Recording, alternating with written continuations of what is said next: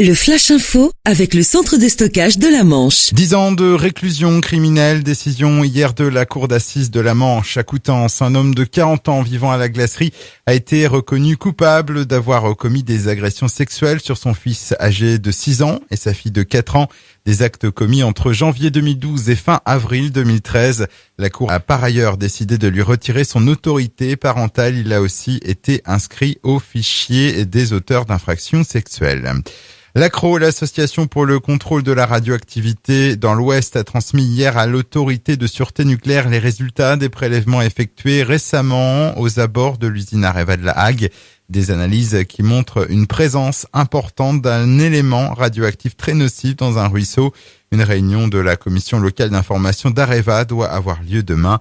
L'ACRO qui compte bien interpeller le spécialiste du nucléaire français sur ce qu'elle a découvert.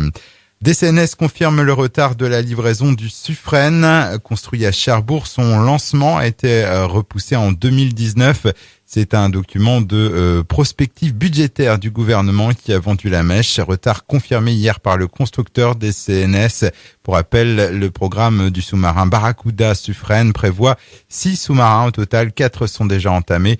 Il a été lancé en 98, mais le travail en chantier n'a démarré qu'en 2007. Le premier sous-marin devait initialement être livré en 2017. La gendarmerie lance un appel pour retrouver les propriétaires d'objets volés. En tout, 26 objets trouvés, dont des débroussailleuses, tondeuses et une caravane mis à jour lors d'une perquisition dans une résidence secondaire du Fresnes-Poré, près de Mortain. Leurs photos sont disponibles sur la page Facebook de la gendarmerie de la Manche. Ils auraient été volés au cours des derniers mois dans le secteur de Villedieu-Mortain et dans l'ouest de l'Orne.